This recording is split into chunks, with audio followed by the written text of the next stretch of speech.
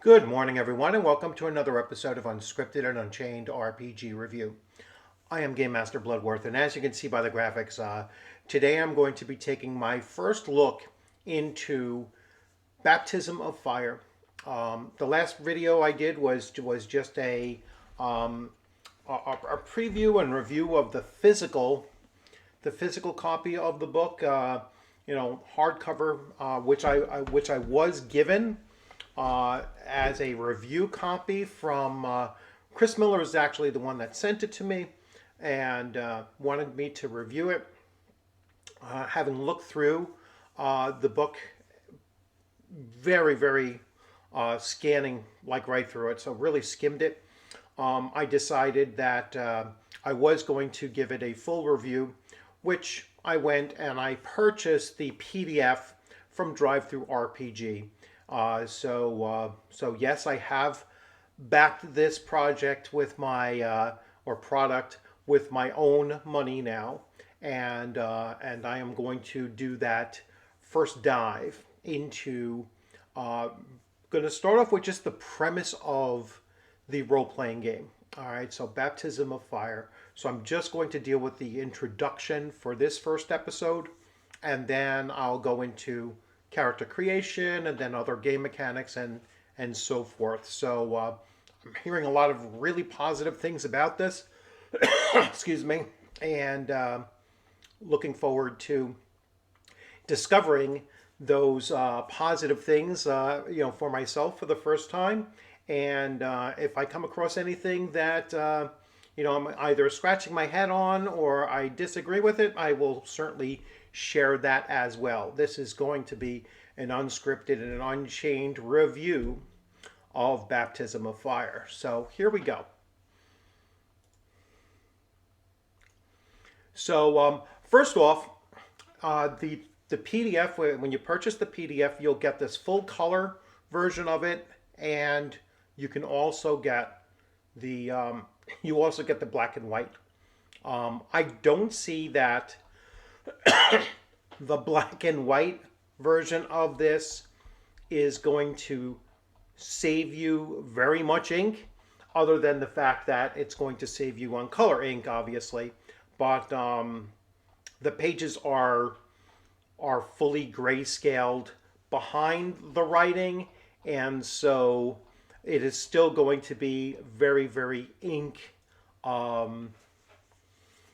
very ink intensive when you're, if you do decide to print off a copy of this 383 page rule book. I would certainly recommend, if you want it physical, to either purchase the hardcover along with the PDF or the soft cover along with the PDF. So without further ado, I am going to cover the introduction. So we're going to go just through the first 5 pages or 6 pages or so, and just getting what the theme and tone of this role-playing game system and setting is going to be.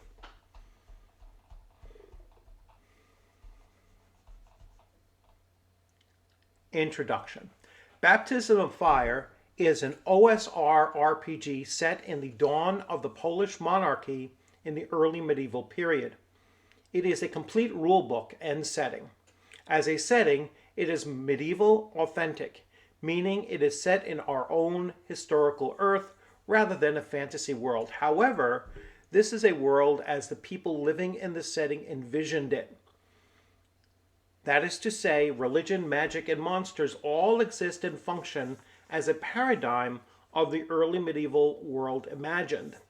The setting is dedicated to presenting the pious Polish world, culture, and events as they historically occurred, but the focus is on playability as a focus of RPG adventuring.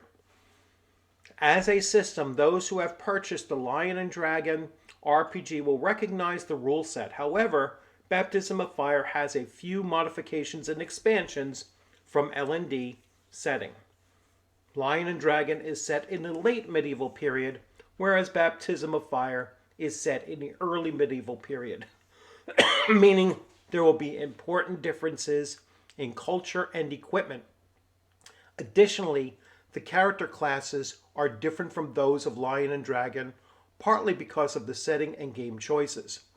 Most notably, the cleric class, which was more of a traditional OSR class and was somewhat anachronistic to medieval authenticity, has been replaced by two separate classes, the Holy Man and the Holy Warrior. At the same time, the early medieval nature of the setting means that the Magister is not included as a class, but the Witch Hunter class has been added as a replacement. Several sections have had slight revisions, and sections like the backgrounds, critical hit tables, and magic items, among others, have been expanded.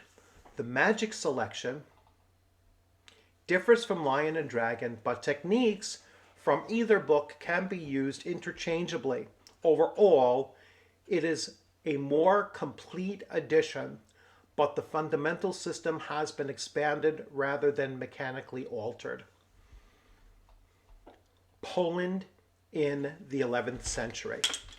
Sorry, I'm going to take a little sip of water. The default setting of Baptism of Fire is in a society that is transforming from Dark Age culture to an early medieval culture. Poland in the early 11th century was moving from sedentary tribal system, what until recently might have been called barbarism, to the beginnings of a feudal society united under a monarchy, the pious kings, who were the first to unite disparate tribes into a single people, the Polish. As part of this process of successfully making this shift, the pious rulers introduced the unifying force of Christianity to the land. The process of unifying disparate people, albeit of a common general ancestry, into a single nation was predictably met with resistance. There were several possible candidates for potential kingdoms, and the pious Greater Poland was neither the wealthiest, the most populous, nor most militaristic of territories. But the pious dukes were clever enough to make good alliances, including with the more powerful Christian kingdoms that had risen up from the ruins of the previous borders of the Roman Empire. Duke Mieszko, I realized that Christianity could help cement a common culture for all the local tribes that descended from Lech smoothly over countless ancient divisions and rivalries and legitimize the crown. But while Christianity had many progressive ideas that appealed to many people, there would nevertheless be a great many who would refuse to give up their age-old gods and heathen traditions without a fight. All of this was taking place in a setting that was wild and magical. After the fall of Rome and the barbarian invasions that contributed to the apocalypse, the population of Europe declined dramatically and failed to grow for 5 centuries. It would only begin to recover significantly in this century, so the 11th century. The population density of Poland in this century was only 7 per square kilometer. Wow, that's incredibly small, right? 7 people per square kilometer. Population centers, the largest of which had only a few thousand inhabitants, were tiny islands of stability surrounded by huge tracts of untamed wilderness. Monsters, fairies, demons, and dark magic ran wild in these places outside the safety of human order. The Christianization of Poland was only the taming of that land, purifying it of the dangers of the dark wild, and bringing the light of civilization, and its accompanying stability and prosperity. In the standard Baptism of Fire campaign, the player characters are agents of this civilizing force. I just want to note, Robert E. Howard was so counter to this idea that the move from barbarism and tribalism was a progressive move to something better with the rise of civilization. So really interesting perspective when you look at two different authors. And I'm not putting the RPG Pundit on the same level as Robert E. Howard. However, it is an interesting perspective that that he is taking here. That is saying the exact opposite of what Robert E. Howard's writings had said as well.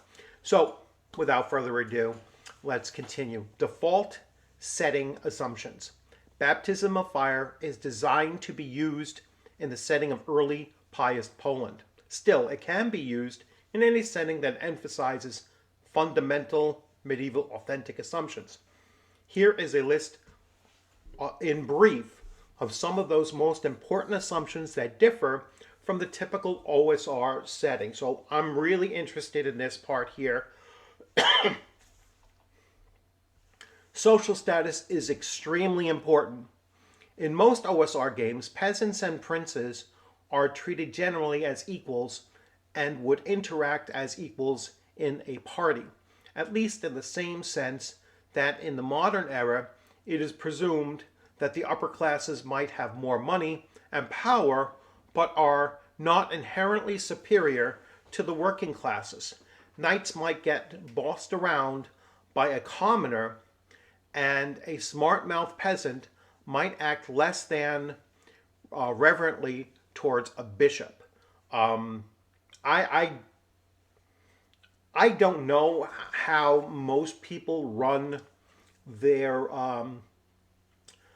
medieval centered or centric RPGs.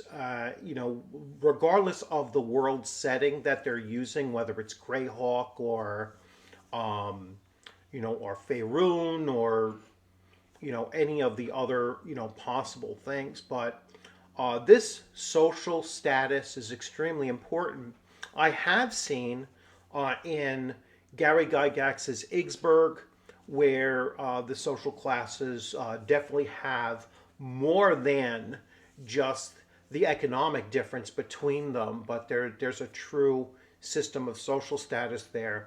In running Greyhawk or any other D&D based world setting that I'm doing, I would certainly not have a system where a peasant is going to, or a commoner is going to boss around a knight. It's just not going to happen. And they're not going to be smart-mouthed, smart-mouthing an important figure in whatever religious temple happens to be in their particular area. I don't know how many people would actually run their run their setting in that way, but I certainly wouldn't. I would certainly have it as RPG Pundit is putting here. I certainly wouldn't allow what he's suggesting might occur in typical settings. But in the medieval and authentic game, social status may be the most important character detail. It determines the character's place in the world. The nobility had rights forbidden to commoners, like being allowed to bear arms in court and having preferential status in social situations. Yeah, that's how I think most probably do have that aspect of social status in their OSR world settings, but I could be wrong. In a PC party, characters who have higher status should expect the characters of lower status would, within reason, be differential to them. Of course, some characters of higher status might be smart enough to recognize knowledge and experience from lower status characters and respect their judgment on those issues. Party dynamic, I would consider to be above and beyond social status. That's the dynamic that is going to be really enforced by the player character members of the party. The lower status character is going to push back very quickly, in my view, on any kind of a social status structure of hierarchy within the party. If it's solely based on social status, they'll basically push their status as a party member above and beyond that. So anyway, let me continue. Also, contrary to many assumptions in the modern literature and media, while there were certainly some lords who were stupid or cruel, the majority of the aristocracy have a strong vested interest in caring for their vassals and subjects. Their wealth and prosperity depend on the well-being and loyalty of their subjects. After all, and they believe they were born into their status as part of a divine responsibility to govern over the lower classes wisely. Religion. In baptism of fire setting, religion is a vital aspect of every character's life. When Duke Maizgo, I'm mispronouncing that, I'm sure, the first, accepted Christianity in the event known as the Baptism of Poland in 966 AD, it marked a turning point in the history and was in many ways the birth of Poland as a nation. As the timeline of the setting reveals, the Christianization process was not smooth or easy. Christianity had many appealing features to the ruling class. It provided a social unity missing from the disparate pagan practices of individual tribes or clans, and it brought the state into a social contract with the broader Christian European world that increased stability and promoted commerce. It also had widespread appeal to the lower social classes. Well, of course it did, because it elevated their class, or elevated their persons from being just the lower social class to being equal as Christians. In the modern era, there's a temptation to think of Christianity as a traditionalist force, sometimes at odds with progressive ideas. Still, in the 10th and 11th centuries, Christianity, in comparison to paganism, introduced radical social values that greatly benefited the common man. European paganism tended to be more transactional and hierarchical than Christianity, and the heroes and kings were favored by the gods. At the same time, the most common man could hope for what was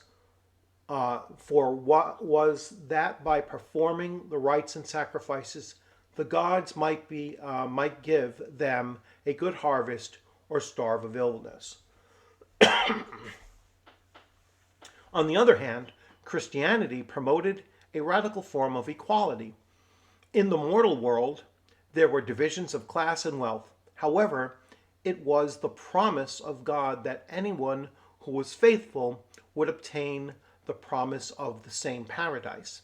The Christian faith did not require that you win great battles or do great deeds, but rather that anyone who showed faith in God and charity to his neighbor would gain heaven.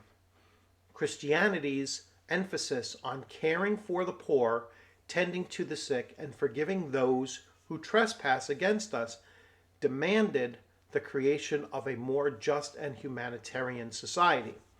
This was broadly appealing to all sectors of society, even if, in practice, it did not always live up to its fullest promise. Christianity also placed a greater responsibility on the rich and the powerful to protect the meek and to fight against evil.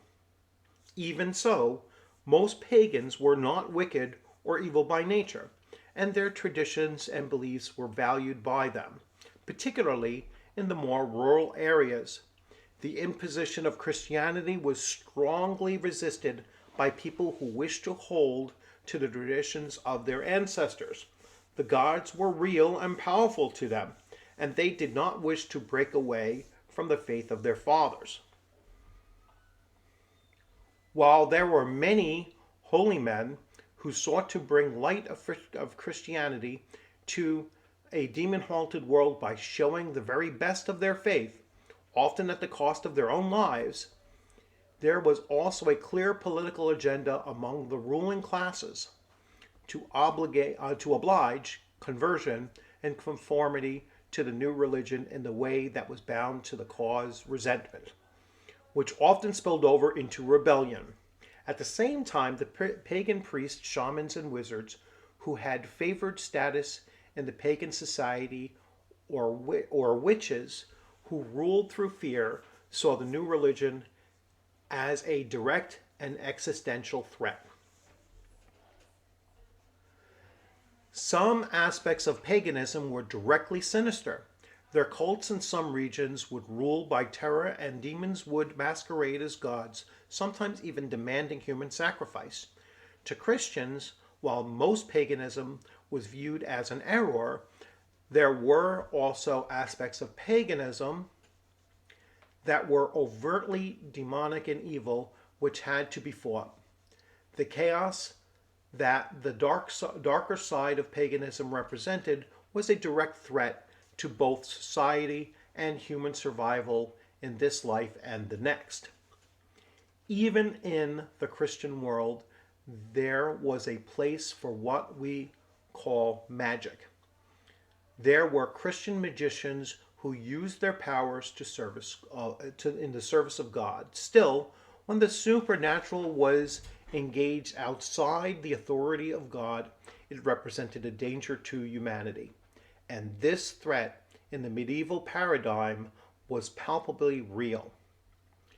The setting of early medieval Poland was a world full of elves, demons, the living dead, and other terrors.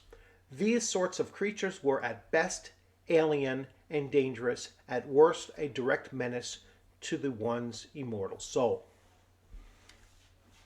The default setting presumes that the player characters are mostly Christians, flawed and imperfect as all humans are, and some will be more virtuous and others may be more selfish or greedy.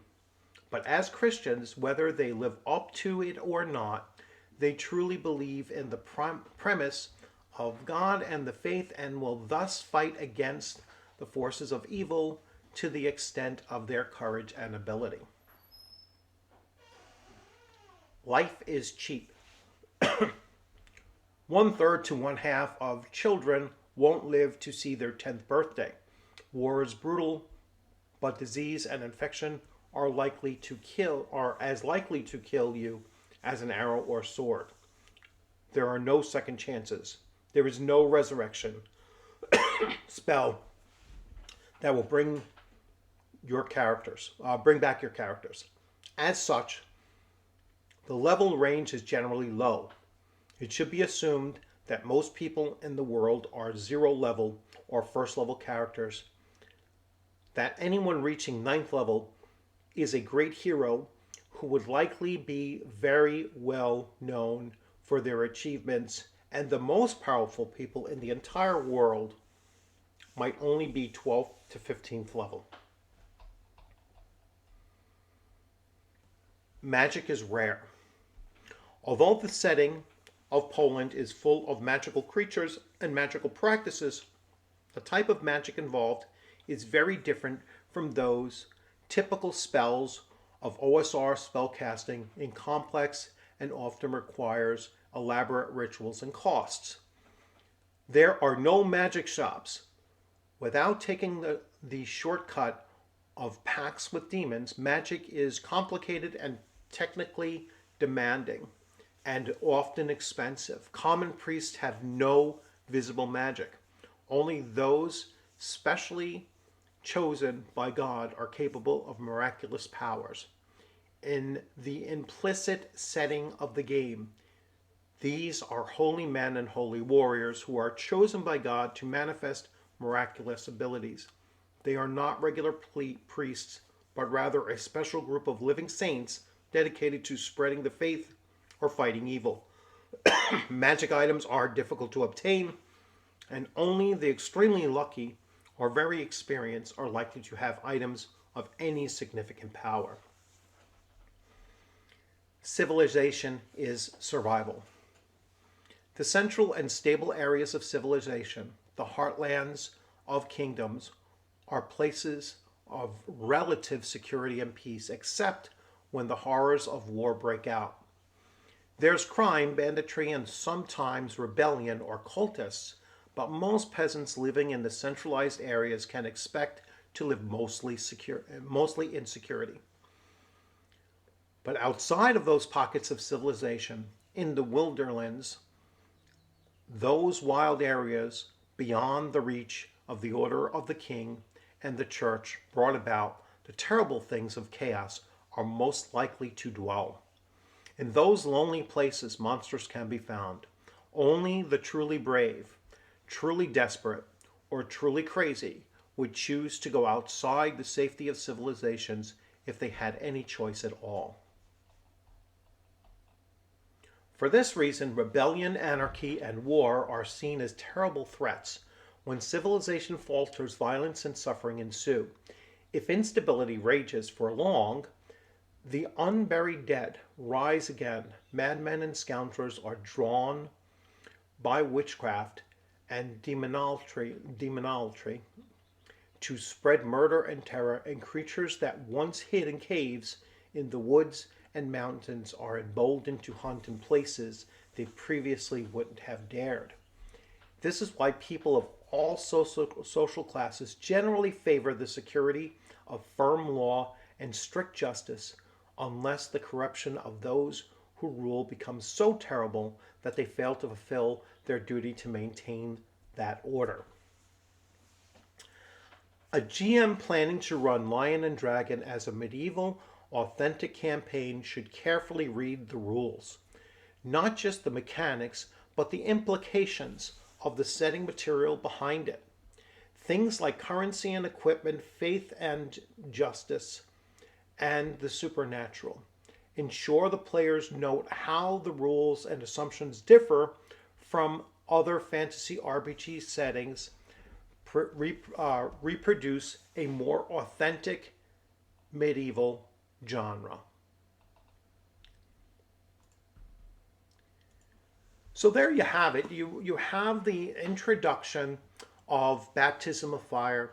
I know I read through virtually the whole thing. You see it. It took me, roughly 25 minutes or so to actually read through that. It reads much faster when you're not doing it, for the purposes of a video. And I threw some commentary in there as well. But a very, very interesting, take. The theme is unique to early medieval Poland, and there's many things to consider before you start running your players through this, to impart upon them the differences of the setting and theme and how the game mechanics are going to be modified to match with that. And I think that's an important thing to point out, that you should look at the mechanics that are found in Baptism of Fire as being not just, throwaways. Many of them are going to be integral to maintaining the theme of Baptism of Fire. So I would be reluctant to say you should at least in the early on running of a campaign of Baptism of Fire, I would be reluctant to say that you should forego any of the rules that are in the rule book. I would use every single one of them until you get so familiar with them, and then you could decide to start tweaking it out.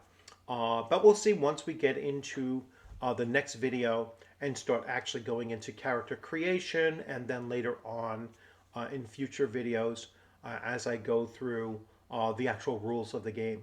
So I hope you enjoyed this video. I know it just focused on the introduction of this game system, but I thought it was going to be very important to establish the theme, and the tone of what this game is meant to be, and then go from there. All right, so I hope you enjoyed this video. Please leave your comments in the comments section. If you hadn't subscribed, please consider subscribing. And if you liked the video, give it a thumbs up. If you didn't like the video, you can give it a thumbs down. That doesn't bother me.